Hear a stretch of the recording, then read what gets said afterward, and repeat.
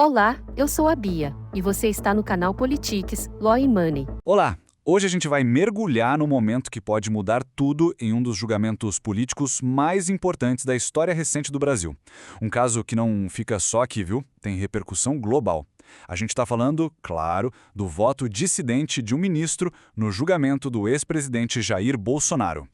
Para a gente entender o peso desse julgamento, primeiro a gente precisa dar um passo atrás.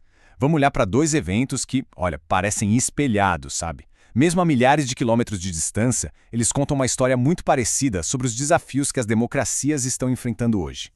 Então, vamos lá. A linha do tempo aqui deixa tudo bem claro, né? O paralelo é impressionante. Primeiro, a gente tem a invasão do Capitólio americano em janeiro de 2021. Aí avança um pouco no tempo e depois da derrota do Bolsonaro nas urnas, o que acontece? Cenas muito parecidas em Brasília. Muitos analistas olham para isso e dizem: são fenômenos irmãos nascidos de dinâmicas políticas bem parecidas. E o que é que liga esses dois episódios? É essa ideia de atos antidemocráticos. O que é isso na prática? Bom, são ações que tentam minar, enfraquecer as próprias fundações da democracia. Não é só ser oposição, sabe? É ir além. É um ataque direto às regras do jogo, às instituições que garantem que o poder mude de mãos de forma pacífica. É exatamente nesse cenário que a gente chega no centro da nossa análise de hoje. Um julgamento que não é pouca coisa não. A imprensa internacional chegou a chamar de o julgamento do século no Brasil. E não é para menos, né? O que está em jogo é o futuro político do país. Então, qual é a acusação principal? É bem direta. O ex-presidente Jair Bolsonaro, junto com 7 aliados, está sendo acusado de planejar um golpe de Estado. A ideia, segundo a acusação, era permanecer no poder e simplesmente ignorar o resultado das eleições de 2022. E olha só o peso dessas acusações, não estamos falando de qualquer coisa. A lista é pesada. Tentativa de acabar com o Estado democrático de direito. Tentativa de golpe. Organização criminosa. É uma lista que mostra que a suposta conspiração era, digamos, bem ampla e muito séria. O julgamento parecia que ia seguir um roteiro mais ou menos previsível. Até que aconteceu algo que ninguém esperava. Uma reviravolta que mudou o jogo e fez todo mundo parar para prestar atenção. Então, o cenário era o seguinte: os dois primeiros ministros a votar, Alexandre de Moraes e Flávio Dino, votaram pela condenação. Tudo parecia encaminhado. Aí, o ministro Luiz Fux começou a falar. E, bum, ele votou pela absolvição. Uma surpresa total. E não foi um voto e pronto. A leitura do voto dele demorou, pasmem, quase 13 horas. Imagina, uma maratona. Isso já dava o recado, né? Mostrava que a argumentação dele era profunda, cheia de detalhes. Não era uma decisão tomada de qualquer jeito. O efeito disso foi instantâneo. O placar, que a gente achava que estava definido em 2-0 pela condenação, de repente virou 2-1. O voto do Fux quebrou completamente o que parecia ser um consenso. Foi como se ele abrisse um novo capítulo, bem no meio do julgamento. Ok, mas o que ele falou durante essas quase 13 horas? Qual foi o raciocínio? Vamos destrinchar agora os argumentos que ele usou para justificar essa decisão. Acho que a gente pode resumir o pilar do argumento dele com uma frase que ele mesmo disse: ninguém pode ser punido por cogitação. O que isso quer dizer? Basicamente que a justiça deve punir o que a pessoa fez, não o que ela pensou em fazer, o que ela planejou. É uma linha bem clara que ele traça entre pensar e agir. O voto dele se apoia em 3 grandes pilares.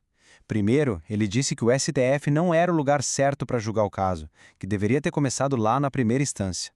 Segundo ponto, e esse é bem forte, um problema no processo.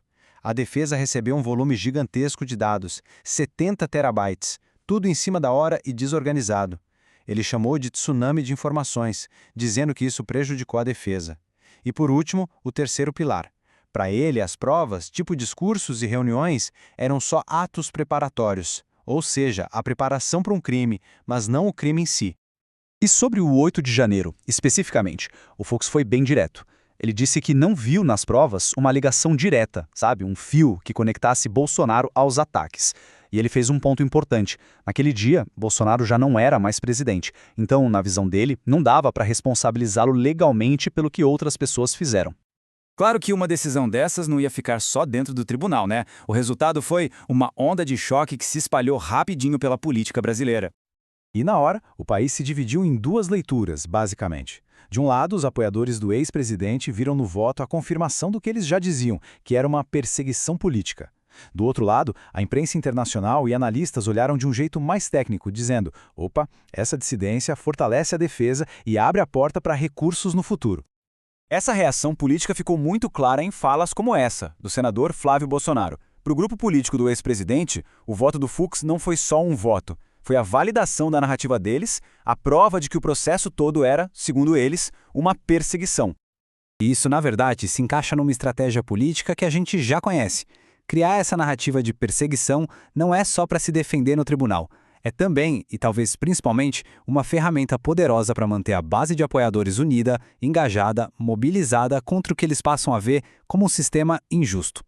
Enquanto isso, lá fora, a imprensa internacional estava de olho nas consequências mais estratégicas. Jornais como a Reuters e o France 24 focaram no lado jurídico, sabe? Como esse voto poderia ajudar a defesa lá na frente. Já outros, como o Washington Post, foram além. Já estavam pensando no impacto político disso tudo na eleição de 2026. Então, o ponto aqui é o seguinte: um voto sozinho não muda o resultado final de um julgamento, mas ele pode sim redefinir todo o campo de batalha. Ele joga uma semente de dúvida, dá munição para a defesa e, principalmente, ajuda a mudar a narrativa em torno do caso. E no fim, a gente fica com essa grande pergunta no ar. O que foi esse voto, afinal? Foi uma defesa técnica rigorosa do devido processo legal? Um lembrete de que é preciso ter provas concretas? Ou foi uma tábua de salvação política, que deu fôlego e a história que faltavam para um possível retorno ao poder? A resposta? Bom, talvez ela não seja nem uma coisa nem outra. Ou talvez seja um pouco das duas. Esse foi mais um relato forte aqui no Politics, Law e Money. Se você gostou do conteúdo, deixe seu comentário, compartilhe e nos siga. Sua voz é importante e faz toda a diferença.